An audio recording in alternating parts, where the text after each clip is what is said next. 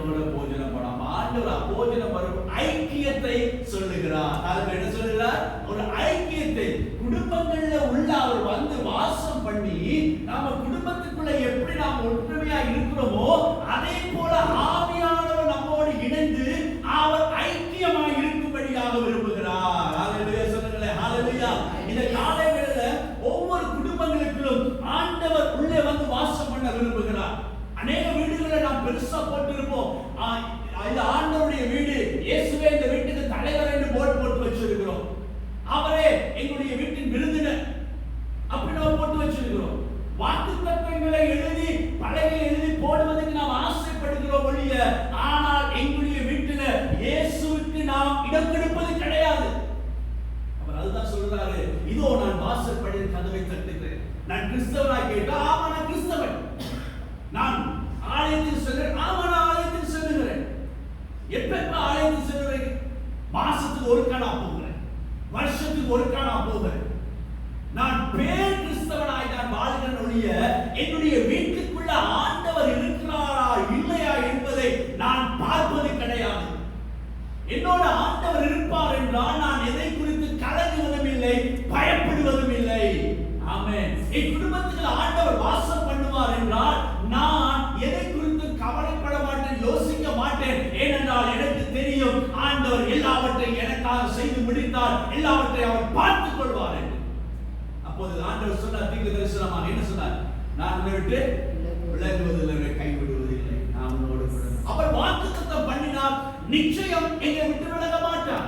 ஆனா இன்னைக்கு பரிதாபமான நிலை என்னன்னா, ஆண்டவர் எங்களுக்கு நாம நினைக்கிறோம் அவர் எங்க வீட்டுக்குள்ள இருக்கிறான்னு இல்ல, அவர் எங்க வீட்டுக்கு வெளியே இருந்து கதவை தட்டி கொண்டுதான் இருக்கிறார்.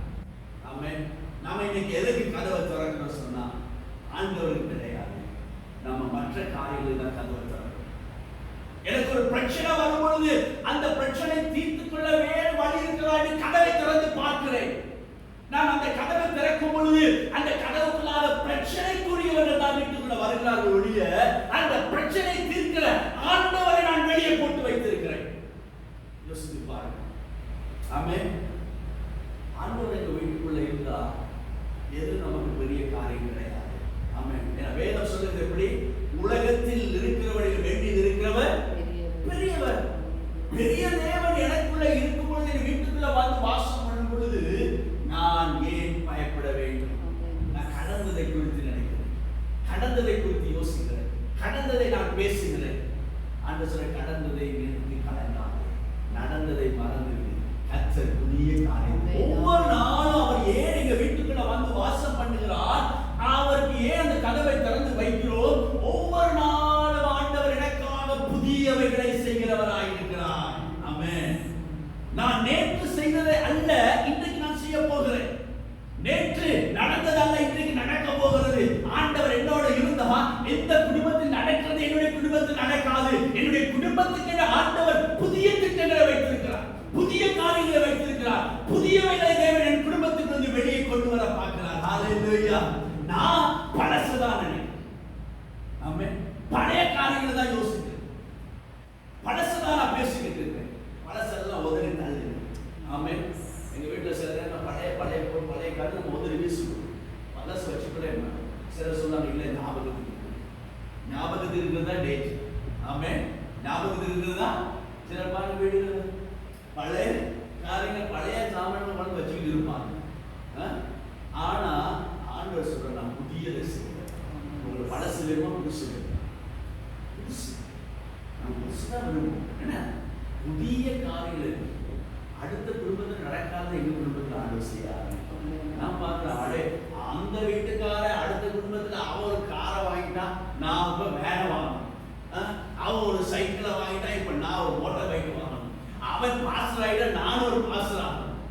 அவன் இப்படி செஞ்சான் அப்படி செஞ்சான். இல்ல, ஆண்டவர் எங்களுக்கு ஒரு குடும்பத்தை திட்டத்தை, எங்களுக்கு ஒரு மேன்மையை வச்சிருக்கிறார், எங்களுக்கு ஒரு உயர்வை வச்சிருக்கிறார்.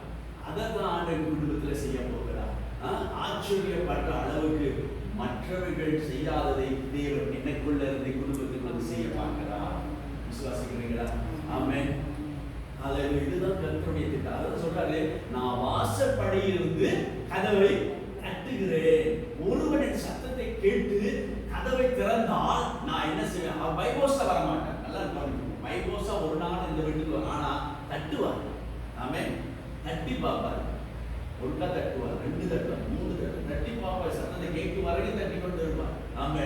ஹalleluya.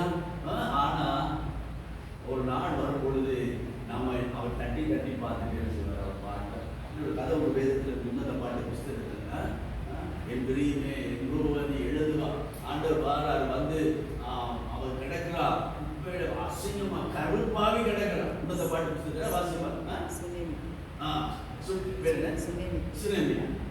சுனேமியா ஸ்திரீ அவளை பார்க்கவே முடியாது. நீங்க சரி அவர் அழகா இருக்கீங்க எல்லாரும், அழகா இருக்கீங்க எல்லாம், இதோட மேக்கப் பண்ணா இதோட அழகா இருப்பீங்க. ஆனா இவ வந்து கருத்து போய் ஒன்று இல்லாம எல்லாராலும் தள்ளப்பட்டு இருக்கிறான். ஆண்டவர் அவளை கொண்டு வந்து என்ன செய்யறாங்க, அழகு முடித்து எல்லாம் செஞ்சு கொண்டு வச்சோன்னு இப்ப இவளுக்கு என்னது, இப்ப இவங்கெல்லாம் நைட் கிரீம் பூசி நல்லா அழகா மேக்கப் பண்ணி தலை எல்லாம் சீனி எல்லாம் செஞ்சு வடிவா அப்படி வடிவா மாறிட்டு இப்ப போய் அவர் கட்டில போய் அமர்ந்திருக்கும் பொழுது இப்ப யார் தட்டுறா, தேவன் தட்டுறாரு. என்ன கதவை தட்டுறாரு. கதவை தட்டும் பொழுது இவருக்கு இப்ப வேற மேக்கப் கலைஞ்சிடும். சிலங்க பாரு மேக்கப் போட எப்படிதான் இருப்பாங்க, ரொம்ப மாதிரி இருப்பாங்க, அப்படி திரும்ப மாட்டாங்க இல்லையா? அப்ப மேக்கப் கலைஞ்ச ஐயோ பெரும்பேடாதே இறங்க இயலாதே, கால் என்னது தூசி பற்றுமே, குப்பை பற்றுமே, இப்ப எழுதையில அப்படியே கிடக்கிறான். அந்த தட்டி தட்டி பார்த்து ஹalleluya. பிறகுதான் பார்த்து மனதிற்கு ஓடி போறா. ஓடி போய் ஆண்டவரே நேசகுமாரன் எங்கே இருக்கிறாரு அதை பார்க்கணும். அதை வாசிச்சு பாருங்க. அந்த உன்னத பாட்டு புஸ்தகம் நேசகுமாரன் எங்கே இருக்கிறார் தேடி கண்டுபிடிக்க முடியும். ஹalleluya. ஆண்டவர் சந்தர்ப்பத்தை கொடுக்கிறார். இப்ப பக்கத்துல தட்டி கொண்டு இருக்கிறார். அதுதான் குடும்பங்களுக்கு ஆண்டவர் சொன்னார். இந்த குடும்ப கடைசி காலத்துல நம்முடைய சபை மக்கள் ஒவ்வொரு வீடையும் ஆண்டவர் தட்டி கொண்டு இருக்கிறார். என்னவென்றால் வீட்டுக்குள்ள வந்தவர் பிரவேசித்து வாசம் பண்ண வேண்டும். எங்க வீட்டுக்கு அப்பத்தான் தலைவராய் அவர் இருந்தா அவர் சொல்றதுதான் ஆமென். ஆண்டவர் இருந்தா யார் சொல்ல நடக்கும். இப்ப முன்ன நம்ம என்ன செய்வோம், கணவன்கிட்ட கேட்போம், மனைவிட்ட கேட்போம், இல்லை நம்முடைய இஷ்டப்படி ஏதாவது ஒன்று செய்வோம், இல்லை நம்ம எப்படியாவது நம்ம கேட்டு கேட்டு செய்வோம். இப்ப நம்ம எல்லாரும் சேர்ந்து என்ன செய்வோம், குடும்பத்துல யாரை கேட்க போறோம். இப்ப ஏதாவது ஒரு காரியம் நடக்கணும்னா ஏதாவது ஒரு வேணும்னா நீங்க முதலாவது கற்றுக்கொள்ள வேண்டும். நம்ம குடும்பமாக வாங்க ஆண்டவர்கிட்ட கேட்போம். ஆமென். யார்கிட்ட கேட்போம், ஆண்டவர்கிட்ட கேட்போம். ஆண்டவர் நம்ம எனக்கு சொன்ன காரியத்தை தான் அவங்களுக்கு சொல்லுவோம். ஹalleluya. நம்ம சிலங்க கேட்பது கிடையாது. இன்னைக்கு தீர்மானம் நம்ம எல்லாரும் ஆண்டவரே உங்களுடைய சமூகத்திற்கு ஆண்டவரை இது நல்லமா ஆண்டவர், இது சரியா ஆண்டவர், இதை செய்கிறோம் ஆண்டவர். நம்ம கேட்கும் பொழுது கர்த்தர்களுக்காக என்ன செய்யறாரு, செய்ய ஆரம்பிக்கிறார், சொல்ல ஆரம்பிக்கிறார், அவர் வாசல்களை திறக்க ஆரம்பிக்கிறார். நம்ம நினைக்கிற சில குடும்பங்கள்ல நம்ம பணம் இருந்தால் தான் எல்லாம் செய்யலாம்னு நினைக்கிறோம். அப்படிதான் பணம் இருந்தால் எல்லாம் செய்யலாம், பணம் இருந்தால் நமக்கு பயணங்கள் போகலாம், நம்மளுடைய தெரிந்து வாங்கலாம், எல்லாம் செய்யலாம் நினைக்கிறோம். பணம் இல்லை. ஆனா கர்த்தர் இருந்தாலுமே நான் சொல்றேன், பணம் முக்கியம் அல்ல. பணம் செய்ய முடியாததை தேவனுடைய அனுக்கிரகத்தை வச்சு நாம் செய்ய முடியும். ஆமென். தேவனுடைய அனுக்கிரகத்தை வச்சு நமக்கு செய்ய முடியும். நம்ம பணம் தேடுறதை விட தேவ சமூகத்தில் அமரும் பொழுது தேவன் எனக்காக புதியவையை உண்டு பண்ணி தருகிறார், அனுக்கிரகம் பண்ணுகிறார். இப்ப சபையை பார்த்தீங்கன்னா சபையை ஆண்டவருக்கு தான் உட்கார்ந்து முழங்கால் படிக்கிறேன். ஆண்டவரை அனுக்கிரகம் பண்ணுங்க, அனுக்கிரகம் பண்ணுங்க. ஆண்டவர் என்ன செய்கிறார், அனுக்கிரகம் பண்ணுகிறார். ஒரு மாதத்துக்கு நமக்கு தேவையானதெல்லாம் கொடுத்தார். அடுத்த மாதத்துக்கு ஆண்டவர் இதோட தேவையானதை கொடுக்க என்ன செய்யறாங்க, அனுக்கிரகம் பண்ணுகிறார். ஹalleluya. இதுதான் நமக்கு தேவை. குடும்பத்துக்குள்ள ஆண்டவருடைய அனுக்கிரகம் இருக்க வேண்டும், கிருபை இருக்கணும், பெருகி இருக்கணும். இன்னைக்கு நம்ம வாழ்வதே தேவ கிருபை தான். ஹalleluya. குடும்பங்கள் இன்னைக்கு நீங்க பார்த்தீங்கன்னா கடைசி நாட்கள் வாழ்வது எவ்வளவு செலவுகள், எவ்வளவு காரியங்கள் இருக்குது. ஆனால் இவை மத்தியிலும் தேவன் உங்களை என்னை வச்சிருக்காரு தானே. ஆமென். அவருடைய சமூகத்தை தேடி ஓடி வர வச்சிருக்காரு. அதே பெரிய கிருபை. அதற்காக நீங்க நன்றி சொல்லணும். அவர் சொல்றாரு, வாசற்படியின் கதவை நான் தட்டும் பொழுது நீங்க கதவை நீங்க சொன்னால் திறந்து கொடுக்க வேண்டும். இந்த பிரசங்கத்தை பண்ணும் பொழுது எனக்கு ஒரு ஞாபகம் வருது. நேரம் அடிக்கடி ஒரு அழகான வீட்டை ஒரு மனுஷன் கட்டினான். ஒரு அழகான வீட்டை ஒரு மனுஷன் கட்டினான். கட்டி முடிந்த உடனே இப்ப வீடு கட்டுறதுங்கிறது பெரிய காரியம் இல்லையா? முன்னோர் முதியோர் சொல்லுவாங்க என்னது,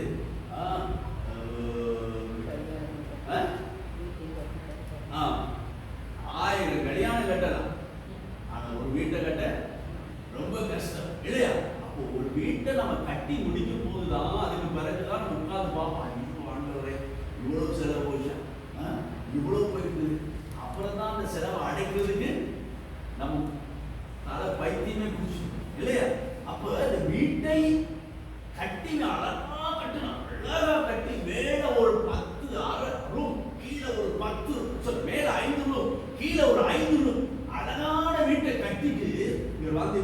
வந்தார், உட்கார்ந்து பார்த்தாரு, நல்லா கட்டிட்டேன் நான் வீட்டை. ஐயோ, என்னுடைய பட்ஜெட் இவ்வளவு தான், இப்போ பட்ஜெட் கூடிட்டு நிம்மதி இல்லை. இப்போ யோசனை என்ன செஞ்சாரு, பிரச்சனை யோசிச்சு இருக்கும் பொழுது ஒருத்தர் வாரார். ஒருத்தர் வந்து அழகா வீட்டுக்குள்ள வந்து அப்போ யோசிக்கான இவர் பிரச்சனை இருக்கிறார். அழகா வீட்டுக்குள்ள வந்து இவரோட அப்படியே போராடுறார். போராடிட்டு போய் பார்க்குற ஆண்டவரை, என்ன ஆண்டவரை, இவ்வளோ பிரச்சனை, இவ்வளோ கஷ்டம், நான் வீட்டை கட்டும் போது கொஞ்சம் நிம்மதியாக கொஞ்சம்